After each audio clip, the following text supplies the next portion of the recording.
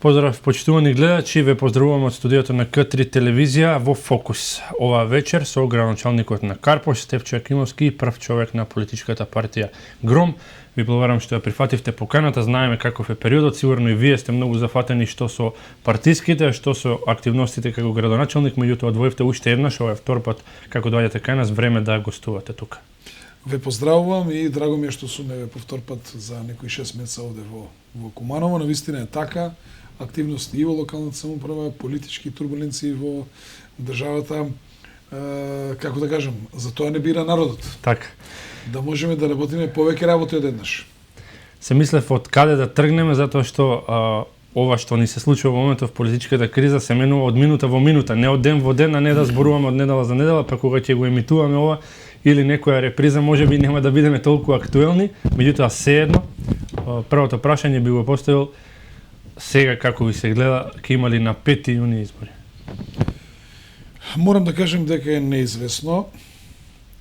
Она што треба да го знае јавноста, дека денеска, кога снимаме емисијата, Граѓанската опција за Македонија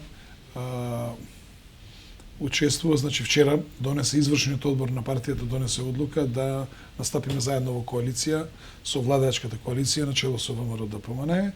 Граѓанската опција за Македонија ќе има внатре 4 своји представника, значи во тие 6 изборни единици 4 своји представници.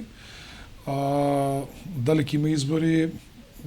Очигледно дека дуи ДПА нормално по притисок на Странскиот фактор пред се Америка. Странскиот пред се на американскиот амбасадор се знае, они се овде продолжен рака на американскиот амбасадор. СДСМ не оди од разбирливи причини, затоа што ќе треба да ги изгуби овие избори. Останува ако представниците на ДИК останат, да ДИК биде во комплетен состав, тоа значи дека избори ќе има и ние би нормално на тие избори би се завршиле така како што ќе завршат. Подготвени ли сте вие како партија за избори? Рековте дека ќе бидете дел од коалицијата која што ќе предводи ВМРО ДПМН, владеачката партија. Подготвена ли е Гром на национално ниво и онаму каде што се учествува? Да, ние во изминатиот период можете да видите дека имавме доста жива активност, бевме присутни во јавноста. Нашите позиции како политичка партија се јасни. Ние пред се имаме своји принципиелни ставови околу тоа дека Уставот на Република Македонија мора на сите да ни биде светиња. Никој нема право него да го крши. Натаму сметаме дека граѓанските права и слободи треба да бидат исто така свето правило. Ние сме пред се граѓанска партија, но без разлика на било која партија граѓанските права и слобода мора да бидат свето правило, а во рамките на тоа и правото на приватност, што сметаме дека со прислушкуваните материјали приватноста на голем број граѓани на Република Македонија е нарушено. Вие видовте што се случи со материјали кои што ги имаше Чауш, вие видовте што се случи со 2000 кусур материјали кои што ги има Божиновски во Нови Сад, каде што е уопсен. Тоа значи дека знаеме, мислам јавна тајна е дека се нудени видеоснимки, односно аудиоснимки на Косово, за да одредени криминални структури од Косово ги имат разговорите на представниците на албанскиот политички блок во Република Македонија, за да можат да бидат уценувани на бизнисмени. Значи слично она што се случи со Ермира и со господинот подпредседател на владата Муса Джафери, значи тоа требаше да им се случи и на други граѓани со објавување на снимки, а пред се со нивна уцена за да не бидат објавени. Ние на тоа предупредивме многу одамна. Натаму сметаме дека Гром смета дека пржинскиот договор е една голема пржинска измама и вие можете да гледате сами дека е измама и ништо повеќе од тоа. Значи, пржинскиот договор, тоа што беше договорено, владеачката коалиција го испочитува, значи да се донесе изборен законник, значи да се формира специјално обвинителство, да се избере специјален обвинител, да му се обезбеди буџет, натаму да влезат 2 министри, да влезат 4 заменици, премиерот 100 дена пред избори се даде оставка, сето тоа беше остварено и очигледно дека тие што беа гаранција за пржинскиот договор, јас одговорно можам да кажам дека повеќе вреди како гаранција плевњата на на чичко ми во подржиконј, отколку нивната гаранција што го дале овие од меѓународната заедница, се гледа колкав е нивниот кредибилитет, а во суштина јасно е дека сме сведоци на една голема измама, но не можам да сватам како може господинот Ахмети, господинот Тачи, Груевски да не си го одржат зборот. Ние исто така ги прашавме за какви мажи се сметате вие, за какви политичари, кога вашиот збор 5 пари не вреди.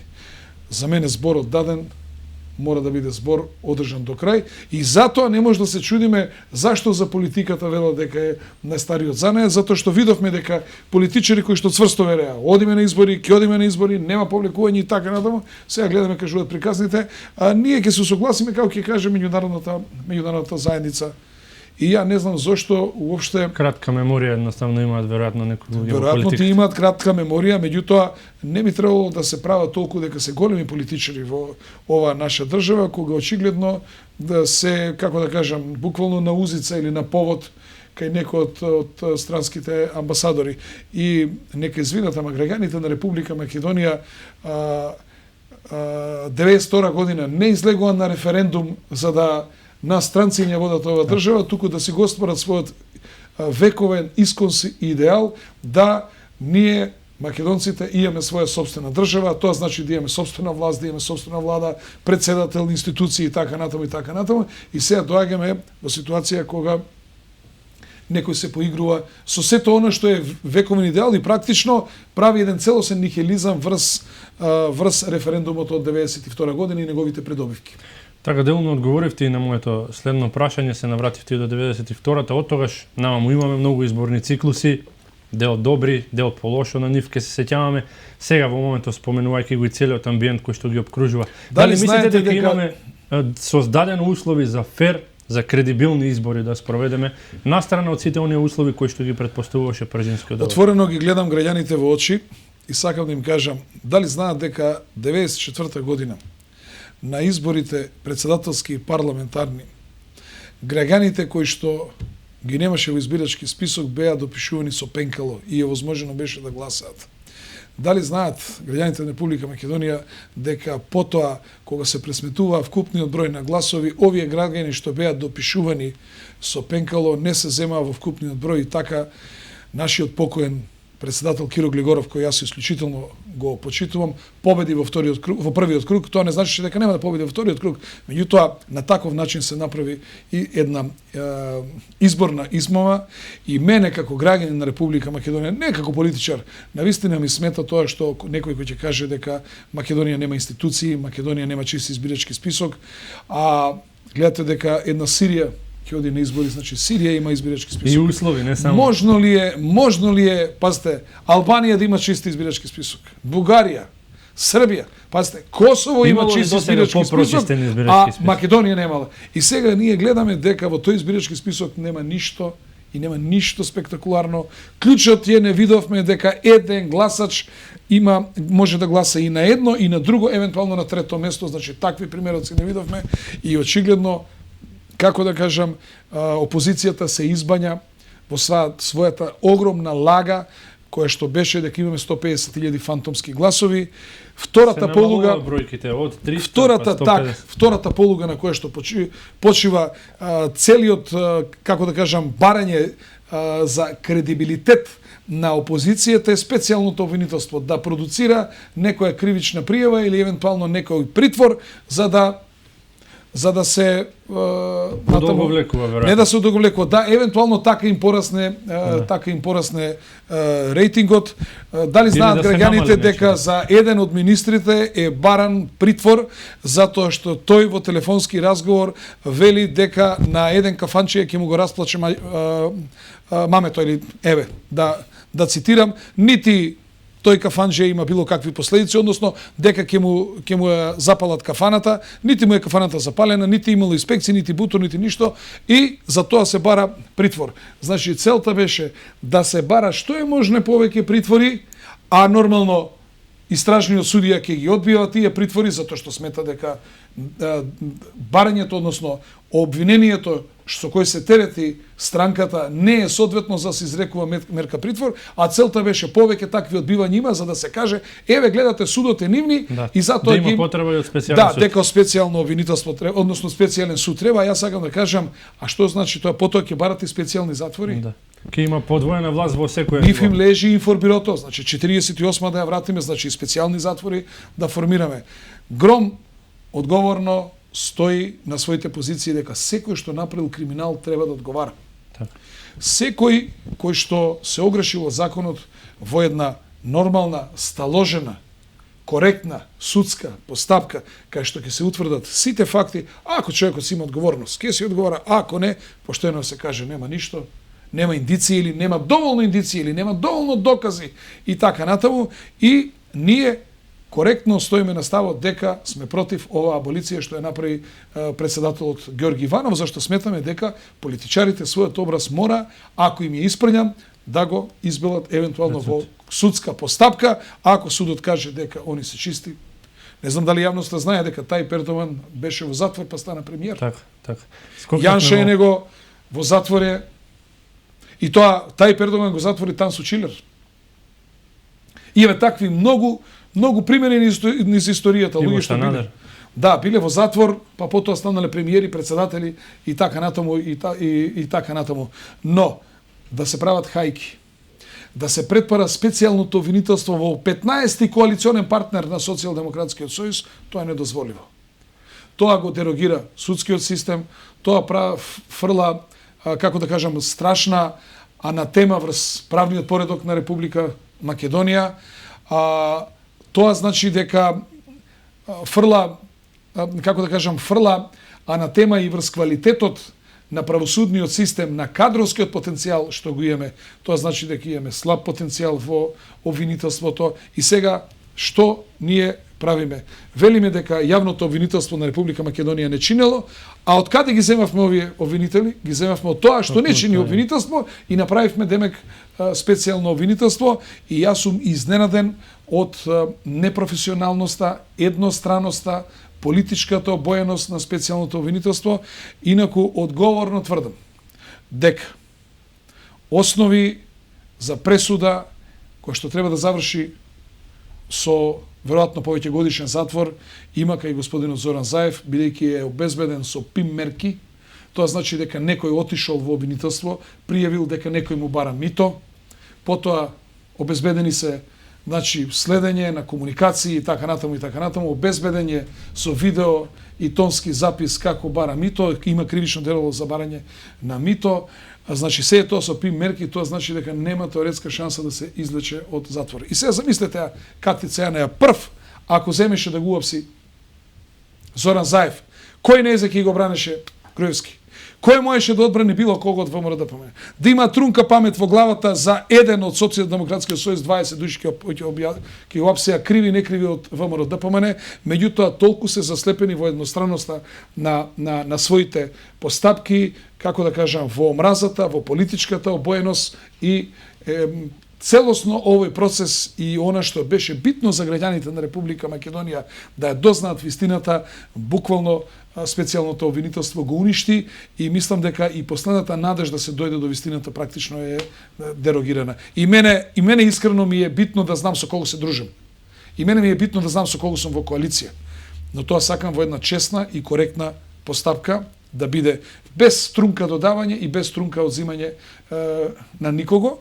И мислам дека веројатно председателот на државата се водеше токму од тоа дека правниот поредок на Република Македонија се користи за политички пресметки, со тоа што обвинителството, државното обвинителство гони криминал само кај опозицијата, специјалното обвинителство гони криминал само кај власта, амбасадори, представници на амбасади влегуваат во судници кога сакаат, сугерираат, односно инсистираат на притвори, или тие одлучуваат кој ќе оди у притвор или кој нема да оди у притвор, каде тоа го има. А единствен кој по устав може да се меша во таа работа и да стави рака на све председателот на државата. И јас не знам, само што се значудам зашто господинот Ѓорги Иванов, навистина мислам дека не ја да објасни оваа цела работа доволно. Требаше многу повеќе да се бори за своите ставови, за да влезат, како да кажам, во ушите, во размислувањето кај граѓаните.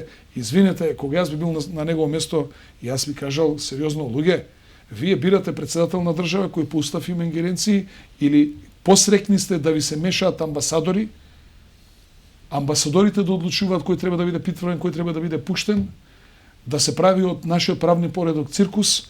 Ако така сакате, тогаш дајте докинеме функција председател на држава и, не знам, на 2 години да бираме некој председавајучи амбасадор, па така да ја водиме државата, да е најсмешна држава на свет. Не бе, кога сме тука кај меѓународниот фактор, како може искрено, ако сакаат навистина да помогнат, како можат искрено да помогнат без вакви заднински игри како што така очигледно се случува? Искрено да кажам, значи многу искрено зборам. Ако сакат да ни помогнат, само е доволно да кажат да се оди на избори, кој добие, кој губи. Ситуацијата се расчистува веднаш. Или има втора варијанта. Втората варијанта, ако сакат исто да помогнат, може да кажа сите актери во овој циркус да се тргнат на страна, да дојдат нови луѓе, да се оди на избори, да немаме 2 милиона народ заложници овде во Република Македонија. Стопанство ни пропаѓа надоле, меѓународен углед на држава, народ е закрвен до немај каде, сиромаштија ќе ни се јави, затварање на работни места и сега, ако се честни во своите намери, едно од овие две решенија треба да изберат. А бидејќи не се честни во своите намери, доаѓаат само да ја дозаплеткаат работата. Кого ние лажеме дека избирачкиот список не е чист?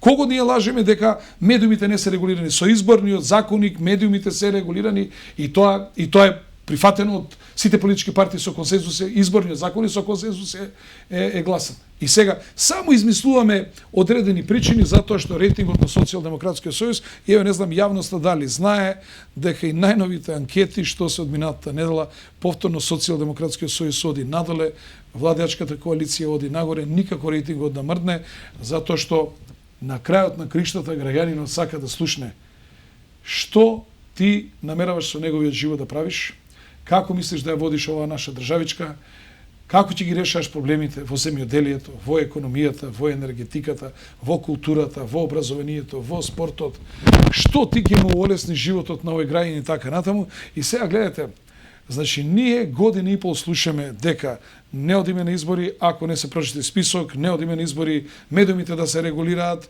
власта криминалци и така натаму. И се од друга страна, ви имате друга структура која што вели денеска промовираме проект таков и таков, не знам.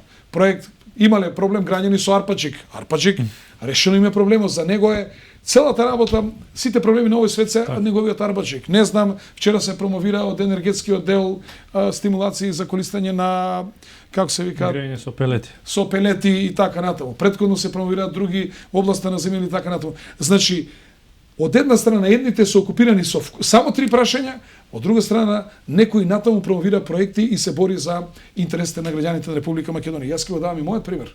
Општина Карпош е општина со најмногу проекти. До сега имаме 156 тендери, од кои што 130 и кусур се инфраструктурни.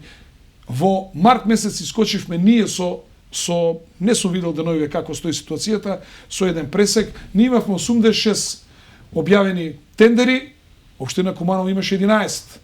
Општина Струмица 5, од кои што само еден инфраструктурен. Општина Ранковце 0. И сега ве молам, што тоа значи дека ние треба да не работиме или треба да го криеме тоа што го работиме, за да имаме избалансирано информирање. И ова не е новина, затоа што некни еден од директорите на една телевизија ми кажа дека амбасадорот Гарет кај него бил со забелешки зошто секојдневно го пушта министерот за здравство, зашто неговиот одговорот на директорот бил затоа што секојдневно негде од фондот за здравство, од министерството се купува опрема, се инсталира таа опрема, се пушта во употреба и тој сметал дека тоа не е толку битна работа. Можете да замислите ако опрема не е купена 20 години во една болница се носи нова опрема која што значи подобро диагностицирање, побрзо откривање на тешки заболувања и така натаму и така натаму. И сакам уште да кажам, значи ние треба да не работиме или да се криеме тоа што го работиме, за да можеме да бидеме изедначени со овие што се легачи. Споменавте еден до два аргументи кои што се на опозицијата. Ајде да оставиме аболицијата, тука се регулацијата на медиумите, избирачкиот список, другото е дека има заплашување. Меѓутоа, мислите ли дека ќе има крај на овие пречки кои што ги смета опозицијата и до кога би траело, до кога ќе се чека, кога тие би избрале да одат на избори? Кога спомнавте аболицијата, јавно прашувам 3 дена пред тоа Катица Јанева вели дека со предметот пуч не е запозната и не доволно го познава. 3 дена после тоа го ослободува Верушевски. Тоа не беше аболиција. Што се правиме будали? Не беше тоа аболиција. Значи аболиција за кого тие сакаат прават. Не ја направил председателот, ама ја направил специјалниот обвинител. Специјалниот обвинител затоа што така сакал. Значи опозицијата, моето мислење, ќе иде во инетање и несакање да оди на избори се дотогаш додека смета дека ќе успее да го намали рейтингот на владеачката коалиција. Очигледно тоа не им поаѓа од рака и очигледно сите оние кои што сакале оваа работа да ја спроведат во Република Македонија, тие гледаат дека рейтингот ниту на поранешниот премиер Груевски, нити на владеачката коалиција паѓа надолу и сега тие се замешуваат за да можат својата агенда да ја спроведат до крај. Инаку, рековме ние како Гром дека ќе објавиме и уште едни наши сознанија кои што ги преведуваме како се спроведува ова револуција по учебник и овде во Република Македонија, каде што јасно стои пишуваат препораките какви се, а тоа е да се пресира власта во државата, да се бара алтернатива на власта, да се пресира власта да не употребува сила, да се поврзат со невладините организации, што го прави Сорос и така натаму, да се финансираат невладините организации, да се пресира власта да не употребува сила против невладините организации, да се обои револуцијата, да се направи поврзување на невладините организации, значи имаме грубо злоупотреба на невладините организации, да се вклучи клучна личност од дипломатијата во посредување, да се активираат амбасадите, дипломатските представници во притисок на власта, да шетаат додат поземја. Значи сето тоа стои во нивните насоки како треба да се обара еден режим и ние тоа ќе го објавиме и ќе доставиме до граѓаните да видат како по учебник си работат овде во Република Македонија за да срушат една легитимно избрана власт. Искрен да бидам, ако на странците не им одговара власта во Република Македонија, тоа не значи дека на граѓаните на Република Македонија не им одговара. Тоа ќе сакав да ве прашам како на каков начин да се пристапи еве до странскиот фактор, затоа што има многу емисари кои што продефилираа, сега еве имаме најнов амбасадорот на Германија од Виена доаѓа. Токму денеска тие сите многу јасно веројатно ја знаат и ја гледаат ситуацијата, меѓутоа играат на картата дека нешто се заборава, нешто некој не знае да го види. Две странски служби разузнавачки се вмешани во ова афера Пуч. Точно се знаат кои се странските разузнавачки служби и нормално тие разузнавачки служби заедно со нивните влади не може да се повлечат од агендата која што си ја дале. Тие веројатно ќе продолжат и натаму во обидите како да се сруши легитимно избраната власт во Република Македонија, но во исто време ние како граѓани и како држава го полагаме на тестот можеме ли да бидеме држава и заслужуваме ли ние како македонци држава. Каде е нашата точка на топење, дали некој може лесно да не скрши, дали може да си направи проект за растурање на Македонија и ние да му асистираме во тој проект или сме подготвени да се, како да кажам, да се спротиставиме, затоа што, например, некој направил 1918 проект да ја формира Југославија, некој направил проект 1992 да ја растури Југославија и се нашли актери и асистенти кои што асистирале во таа работа. Очигледно дека асистентите овде во Република Македонија им се недоволно кредибилни, недоволно силни за да нанесат таква штета на Република Македонија и знаат ли граѓаните дека се бара сега потпишување на договор пред овие избори. Знаат ли граѓаните на Република Македонија дека се бара да се потпише договор, но во која една од точките ќе биде двојазичноста во Македонија? Следното видовте што се барањата федерализација на Македонија. Одговорно тврдам дека федерализацијата добро нема да донесе ни на албанците, ни на македонците. Следното барање на националистите ќе биде федерализација пак одцепување од Република Македонија. Одцепување видовме и барем толку паметиме дека одцепување без крв не бидуе.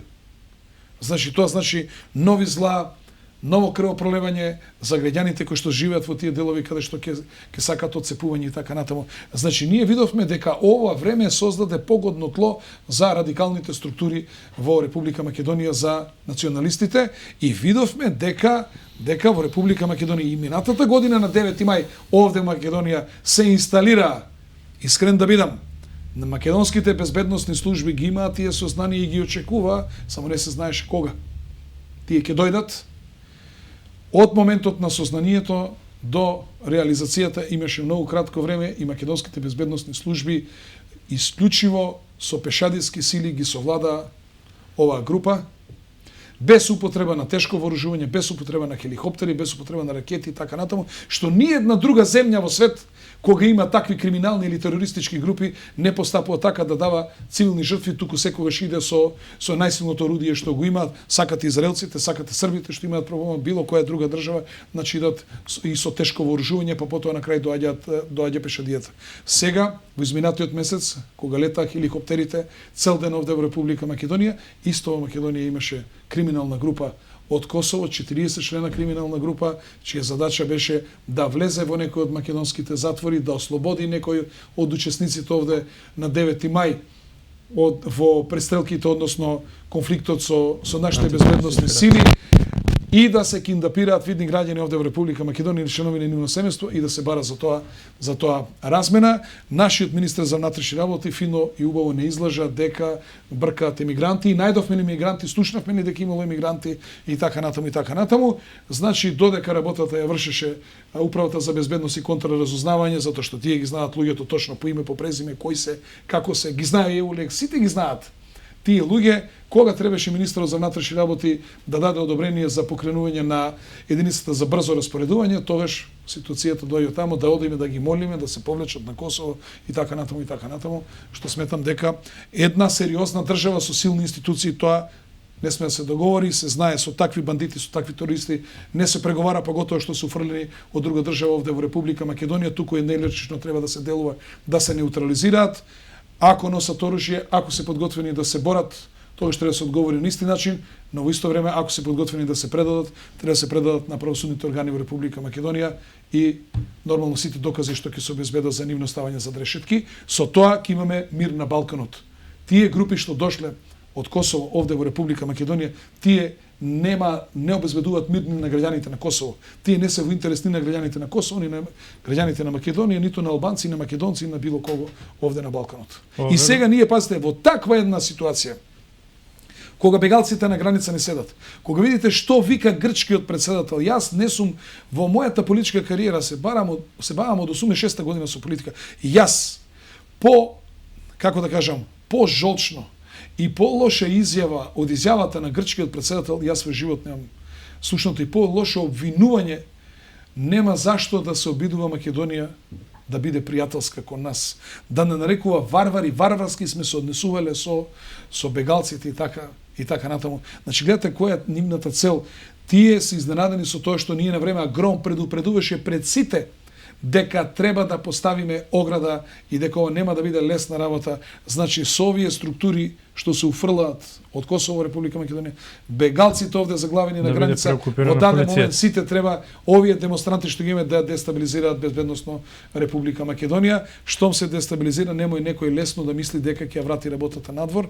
Тие од надвор што ги буцкаат овие работи, нивните деца безбедно спијат таму од каде што дошле. Ама нашите деца не се безбедни и ние треба да лееме крв овде во Република Македонија и затоа како граѓани треба да бидеме трезвени, кажеме ние ќе правиме што ќе правиме, меѓутоа крв не смееме да лееме без разлика дали е македонец со македонец или македонец со албанец или било која друга националност или албанец со албанец. Мислите ли тогаш дека од сето ова произлегува дека власта можеби беше премногу попуслива, одговори на сите барања, не само на Прежинскиот договор, туку и претходно?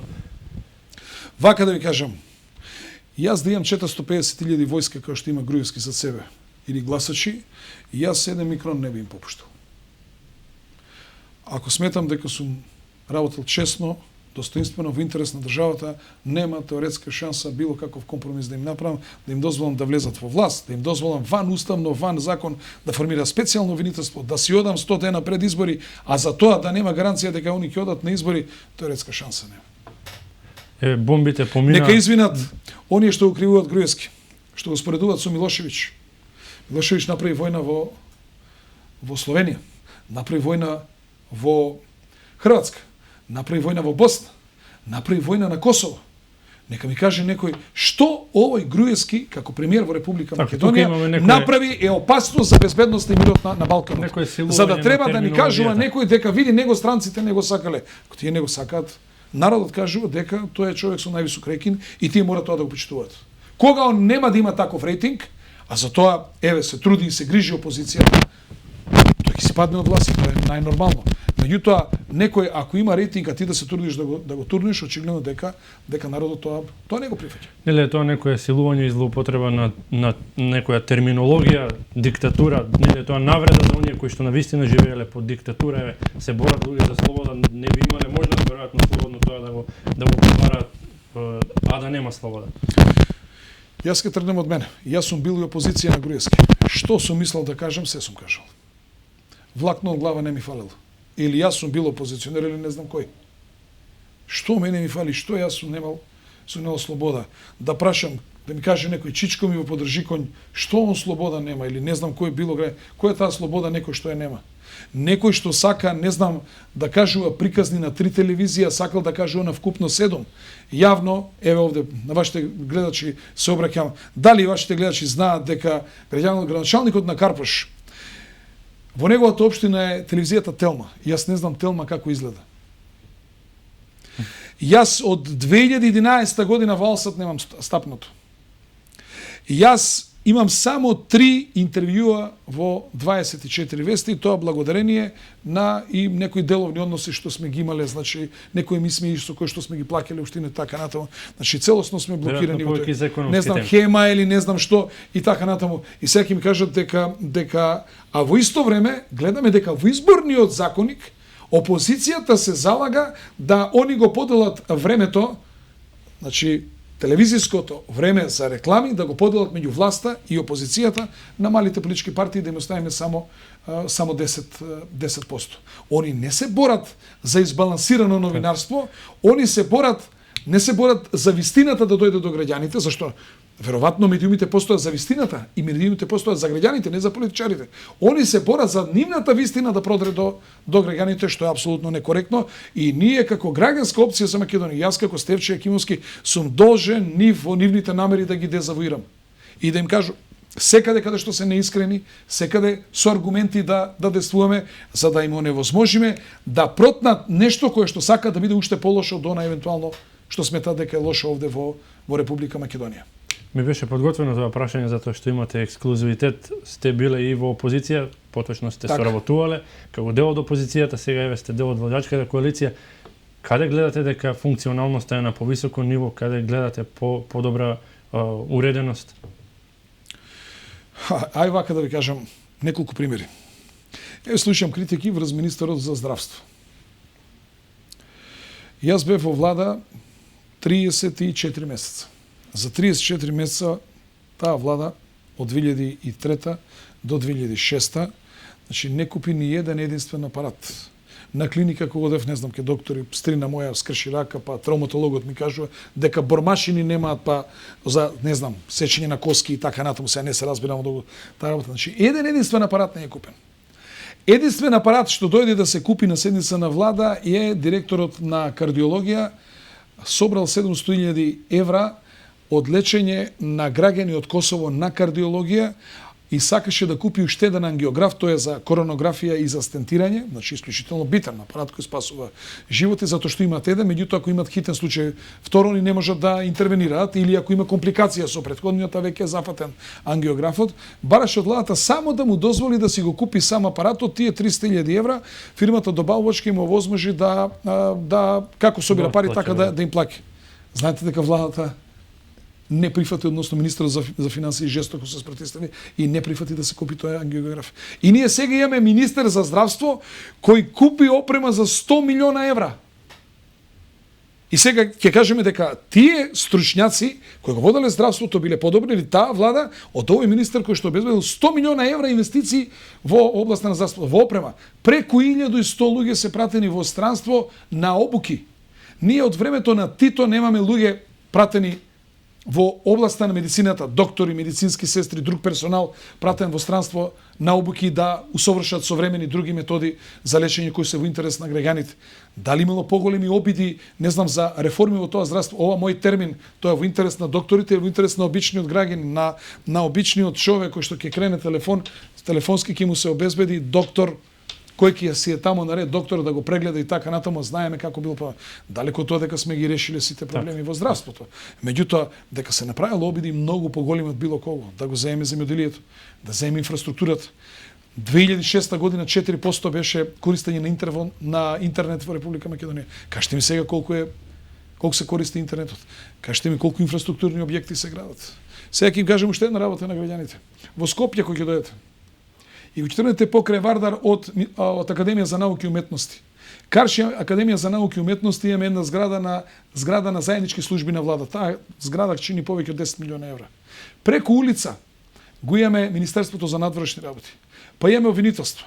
Па го имаме Агенција за електронски комуникации. Па археолошкиот музеј со Уставниот суд. Па преку Камени мост имаме музеот на борбата.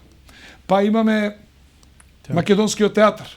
Па преку мостот Гоце Делчев го имаме зградата на Водовод и градската куќа и до нив имате едно зградиче од 1200 квадрати, тоа е управната зграда на Царина, тоа е единствената зграда кој што владата на Социјалдемократскиот сојуз од 2002-2006 година има направено во Република. Единствената, одговорно тврдам, значи сакам да ме деметират, единствената зграда од 1200 квадрати. Да збориме ли за владата Карши? Реконструкција. Да збориме за се оно што се гради, сега има и претерување. Так. Јас лично сметам дека толку споменици на толку мала квадратура, дека се премногу и така натаму, меѓутоа Скопје 2014 година заличува веќе на нешто.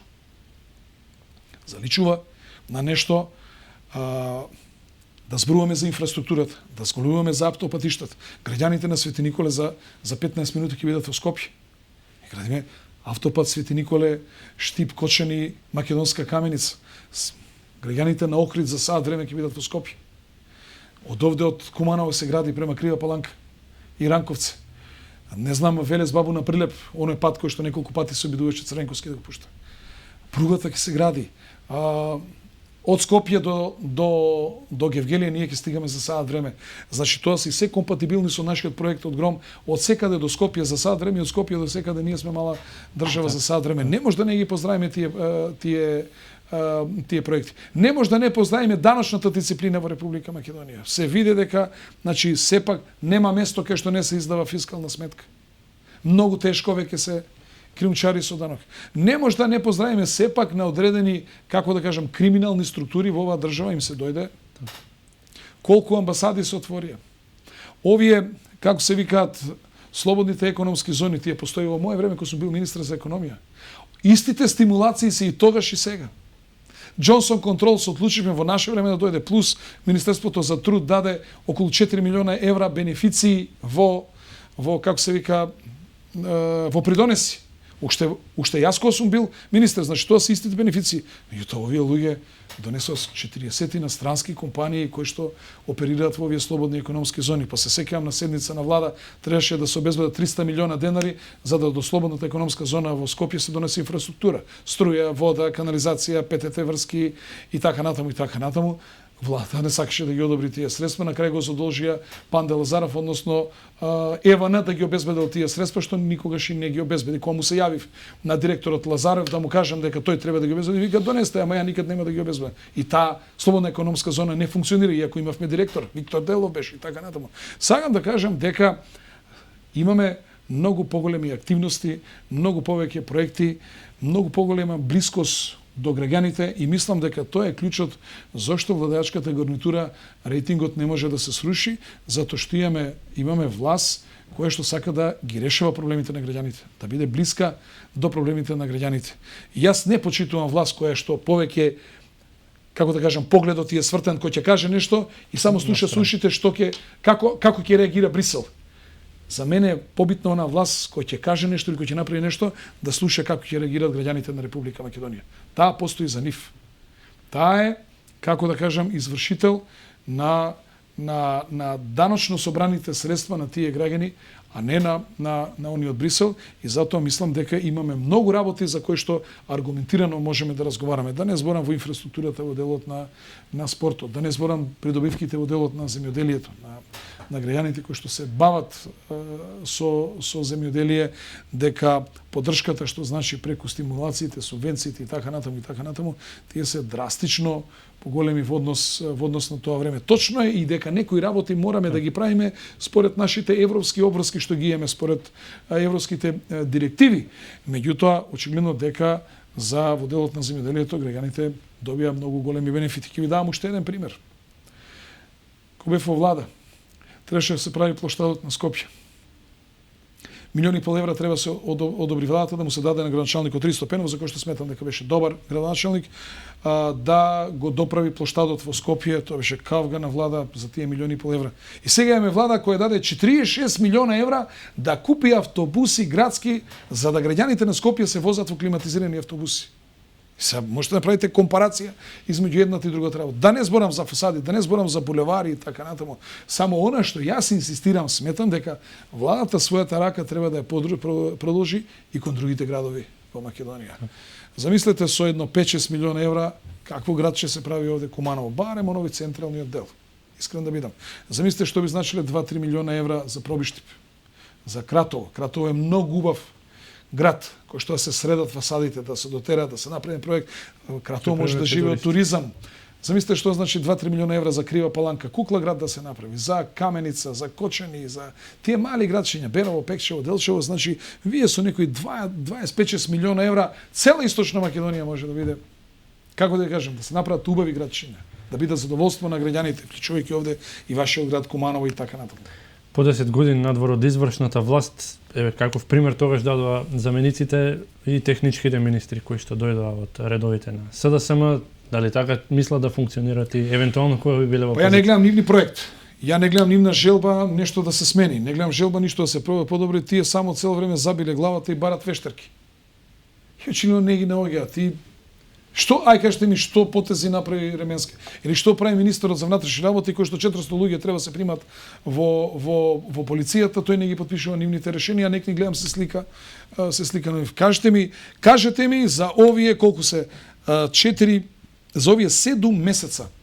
Кажете ми една акција на полицијата да открила некоја криминална група, да открила некој голем финансиски криминал или било што некоја активност на полицијата во борба на сузбивањето на организираниот криминал, не знам, борба. Сте видели ли вие овие 7 месеца на телевизија дека е фатана некоја група со дрога?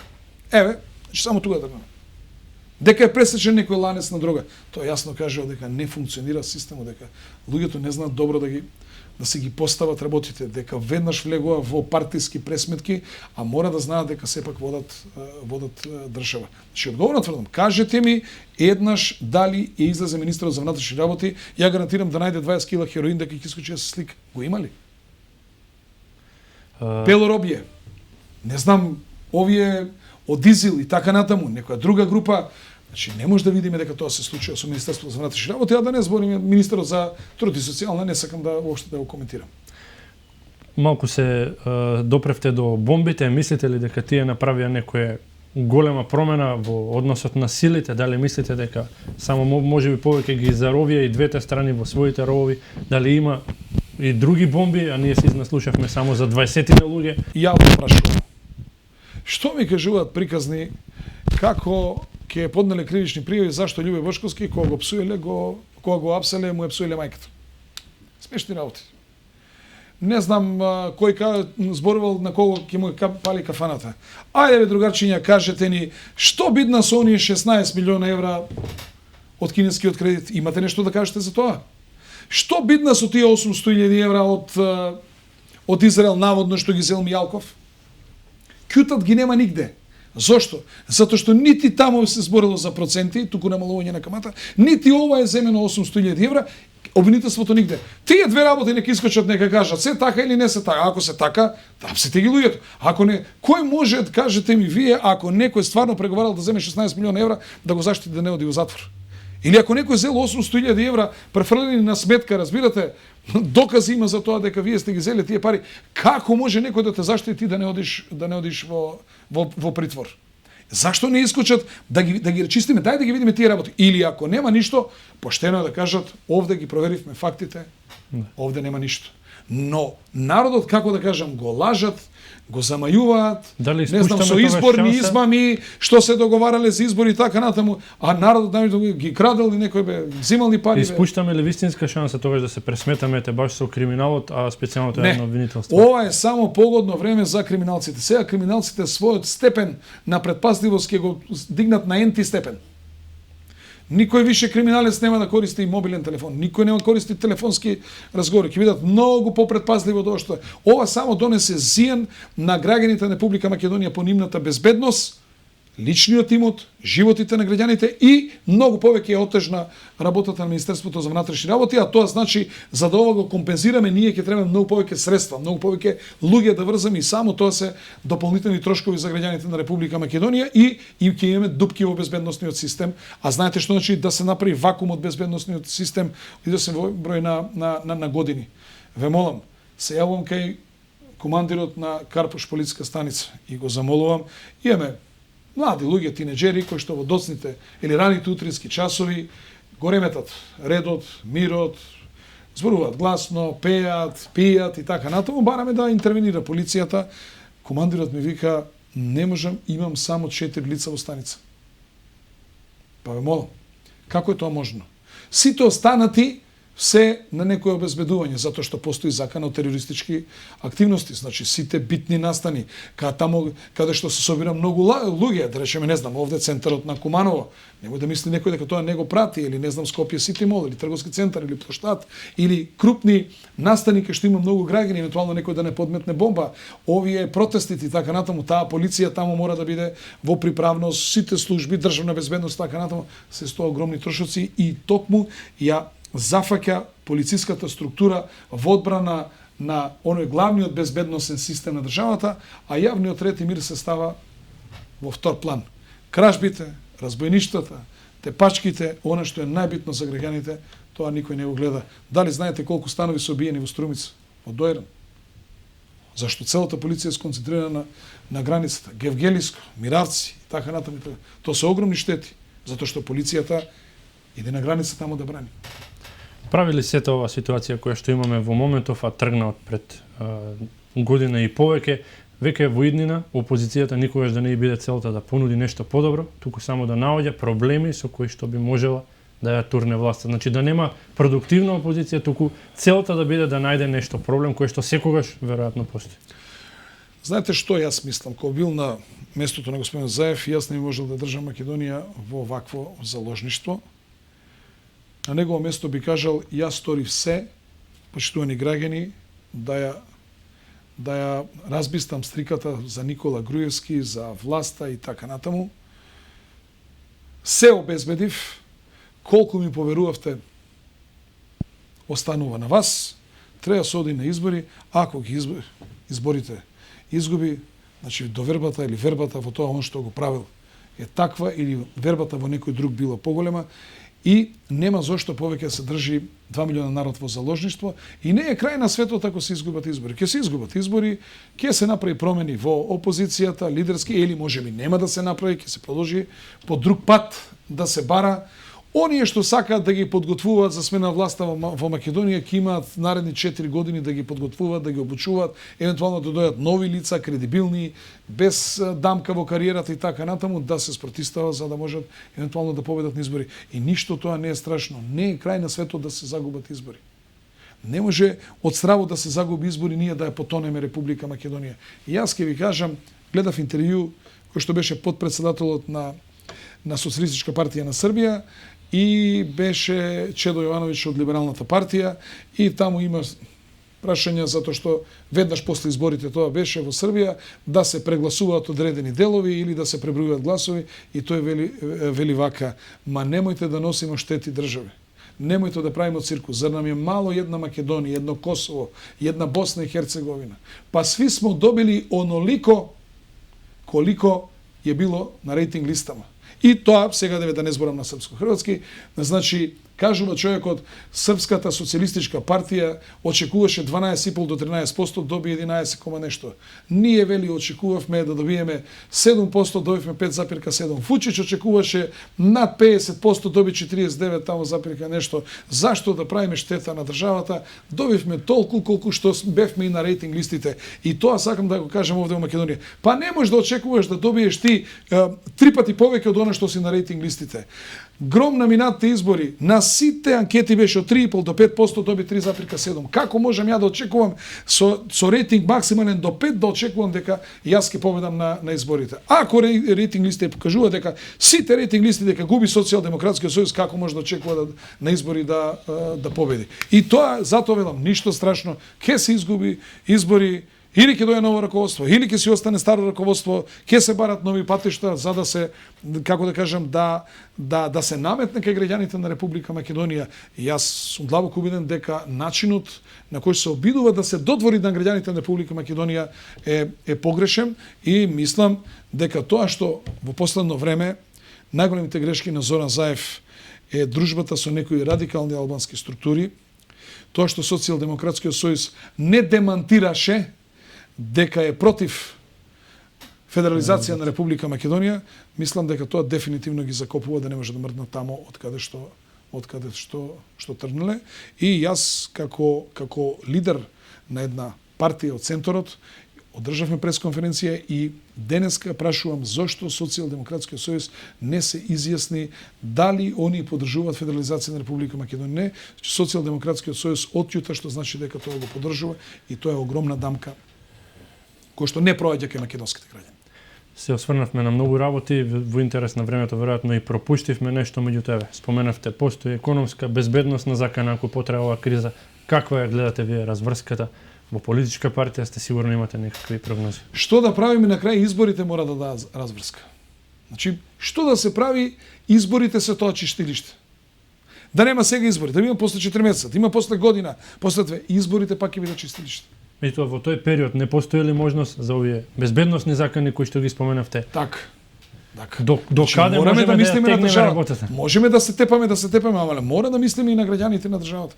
Гледаме дека оваа ситуација е неиздржлива. Значи некој создава проблеми и ностоп послушнува како ќе реагира странците и нормално странците кога доаѓаат, најголем притисок тие вршат врз власта. Тоа е отприлика по дефолт секаде. Меѓутоа странците се мешаат до таму додека гледаат дека ако гледаат дека поддршката на една владеачка гарнитура е многу повисока од она што сака да ја срушат власта и нивните, како да кажам, нивните методи и нивното делување не може да оди до бесконечност и нивното бламирање не може да оди до бесконечност. Добро, тоа е политичката прогноза. За крај оставив и едно малку спортско прашање, спортска прогноза во Куманово. Карпош и Куманово играат токму полуфинална серија во кошаркарскиот шампионат. 2-1 води од синоќа Карпош. Тука е една прогноза да ни дадете и вкупно за до крајот очекувањето. Добро, јас го почитувам тимот на Куманово. Второ, Куманово е кошаркарски град, уште од што се вели од порано. Јас имам 56 години, пратам Куманово, значи бил секогаш кошаркарски град. Има добра екипа. Мислам дека со заминувањето на Луковиќ е доста ослабната и во моментов Карпош Соколи има многу поподготвена екипа и физички, и психички, и тактички и сметам дека ова полуфинале ќе го добијат кошаркарите на Карпош Соколи од сите аспекти. Би ги повикал гледачите нормално на фер, коректно навивање. Тие може да видат дека кога ќе дојдат во Скопје, ние имаме фер, коректно навивање. Некои навивачи овде од Куманово ми се лутат зашто не пуштаме публика од надвор. Сакам искрено да кажам дека нашиот концепт е на публика да си дојде татко со дете, да си дојде сопруг со сопруга, дечко со девојка, да дојдат деца да гледат и не сме да гледаме како некој плука врз играчи, врз судии, каде се искажуваат вулгарни, највулгарни зборови, каде на еден играч кој што нели има црн тен на лицето се асоцира дека е тој мајмун или некој животно и така натаму. Не можеме да поддржиме да на еден играч му се стави венец со црн повес и запалена свеќа и така натаму. Тие се работи недозволиви и мислам дека поврзани со спорт. Так, сака нема да ми се лутат. Ние сме подготвени секогаш за една коректна публика која што е подготвена заедно да гледаме кошарка, секогаш да ги отвориме вратите на Карпош Соколи. Јас ќе ви дадам еден пример. Оđата од Сарај и некои десетина албанци од Сарај побараа од нас да им дадеме слободни карти да може да гледат надпревар и им велиме добро зошто сакате од Соколи, па вели ќе отидеме на еден надпревар, да не именувам кој, таму се зборува кој не скока, тој е и така натаму, или тие во Лонци, да отидеме кај другиот истото, во Карпош Соколи гледаме дека имаме најкоректна публика, можеме фино да гледаме спорт кој што навистина не интересира и уште еднаш повторувам, немој да ми се лутите. Нашиот концепт е, значи, да си дојде татко со дете, дечко со девојка, маж со жена, дедо со внуче, да си дојде на кошарка, да изгледаме кошарка. Инаку може да приметат гледачите. Јас кога Костовски ќе ни даде убава тројка, јас му аплодирам на Костовски. Ако Бојан Трајковски исто така ни даде убава тројка, ни изработи, исто секогаш ги има моите аплаузи. И не само Бојан Трајковски и Костовски сум го правил тоа, го правам секогаш за добри играчи. Јас сакам да гледам добра кошарка и кој ќе го видам дека Луковиќ од МЗТ направил некој добар цепелин и ни забил убав кош, исто тоа го поздравувам. Значи, јас поздравувам добра кошарка. Не сакам да имаме влијание врз судии, онолку колку заслужуваме, толку тоа треба да биде наше место. А еден куризитет да ви кажам, Карпош Соколи нема публика, кој што прави проблеми, немаме судиско лоби, немаме инциденти, а најмногу казнуван клуб сме во лигата, но како се вика, се е во рок служба. Во секој случај поздравувам што градоначалникот на Куманово ја поддржува кошарката, го поддржува спортот, стопанствениците од Куманово и нека победи тој што е подобар. Секој чест за концептот, не е тоа ваш концепт, тоа е вистинскиот концепт, тоа е спортскиот концепт, така ние треба да биде. се обидуваме да носиме деца од 8-ти, 9-ти оделенија. Сакам да знаете дека од сите училишта имаат своја навивачка група која ќе биде најдобра и најкоректна со најдобри слогани и така натаму. На крај 5 дена, значи од 14 до 19 јуни ќе ги носиме во Тиват. Секоја чест и за тоа преостанува меч топка да значи сакаме од најмлада возраст да ги навикнеме на коректно навивање, да го сакаат спортот да навиват, ама тоа да биде коректно, да нема вулгарности и така натаму и така натаму. И бил многу среќен кога би можеле ние со 500 деца од Скопје да дојдеме со 500 нивни другарчиња овде у Куманово да навиваат тие од едната, овие од другата страна. Верувате, ние имаме училишна лига во фудбал, кошарка, во ракомет, во одбојка, во пинг-понг, во шах, кога ќе се игра кошарката во финалето кога ќе се игра, носиме со автобуси деца да навиваат за своите полуфинални и финални екипи, па тоа се овации, тоа е навивање, тоа е навистина една прекрасна атмосфера кога ги гледате тие млади деца како. И тоа ни е целта, да ги потикнеме на спорт. Како што кажав, преостанува во петок првата меч топка за Карпош, потоа евентуалната мајсторка и вие кажавте нека победи подобриот. Јас ќе ве заблагодарам за тоа што одвоевте од вашето време. Ќе уживаме секако во кошарката, меѓутоа и да се надеваме на што побрза разврска од оваа политичка криза. Уште еднаш благодарам што бевте гостин во нашата телевизија. Со задоволство. И беше навистина задоволство. А вие почитувани гледачи, останете и натаму со програмата на К3.